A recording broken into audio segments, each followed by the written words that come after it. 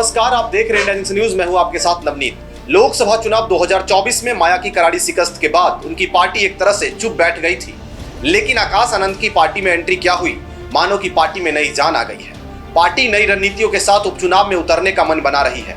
इसी कड़ी में फूलपुर विधानसभा उपचुनाव में माया उतार सकती है कोई ऐसा कैंडिडेट जो बन सकता है सपा और भाजपा के लिए गले की फांस।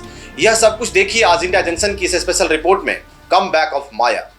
उत्तर प्रदेश की जिन 10 विधानसभा सीटों के लिए उपचुनाव होने हैं उसमें प्रयागराज की फूलपुर विधानसभा सीट भी शामिल है, जहां लोकसभा में बीजेपी प्रत्याशी प्रवीण पटेल के यहां से जीतने के बाद ये विधानसभा सीट अब खाली हो चुकी है। सपा इस पटेल बाहुल्य आबादी में किस पर दांव लगाए, इसे लेकर मंथन जारी था।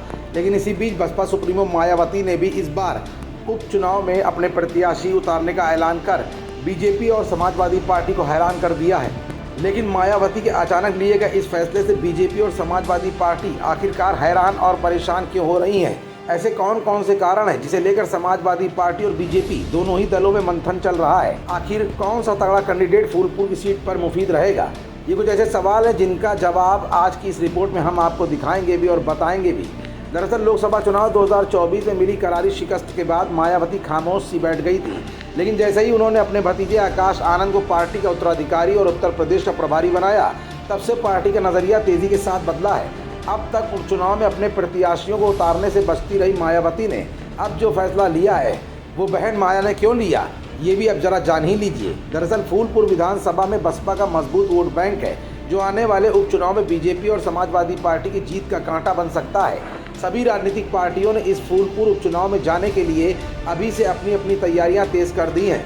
फूलपुर विधानसभा सीट पर यहां से विधायक रहे प्रवीण पटेल के लोकसभा में चुनाव जीतने के बाद खाली हुई है ये सीट। इसके बाद से ही सपा और बीजेपी खेमे में प्रत्याशियों के चयन को लेकर सियासी हवाएं तेज हो गई हैं। इस दौरान बीजेपी के पास जो पैनल में नाम आए हैं उनमें स्थानीय स्तर के ब्लॉक प्रमुख और पार्टी के पदाधिकारियों के नाम है, जो कि एक खास बिरादरी से ताल्लुक़ रखते हैं। बता दें कि फूलपुर विधानसभा का जो इलाका है वो पटेल बाहुल्य इलाका है, लिहाजा बीजेपी यहां से किसी पटेल चेहरे पर दांव लगाना चाहती है। सपा ने भी इस विधानसभा सीट को लेकर अपनी तैयारियां तेज कर दी हैं। जिस तरीके से इस लोकसभा चुनाव में सपा का प्रदर्शन रहा, उसे देखते हुए अनुमान लगाया जा रहा है कि सपा यहां से लोकसभा के प्रत्याशी रहे अमरनाथ मौर्य को टिकट दे सकती है। यहाँ पर उनका जनाधार भी अच्छा है, लेकिन सपा और भाजपा की रणनीतियों पर विराम लगाते हुए अब यूपी उपचुनाव में बसपा सुप्रीमो मायावती ने अपने प्रत्याशियों को चुनावी मैदान में उतारने का ऐलान कर दिया है। इस बीच सपा और बीजेपी के प्रत्याशियों के चयन को लेकर थोड़ी अड़चन भी आ सकती है। अब इस समीकरण को देखते हुए बीजेपी और सपा ने अपने अपने उम्मीदवारों का चयन शुरू कर दिया है। इस बार के लोकसभा चुनाव में फूलपुर विधानसभा सीट से बीजेपी को जीत मिली है, लेकिन सपा और बीजेपी की तुलना में बसपा को यहां से वोट काफ़ी अच्छे मिले थे।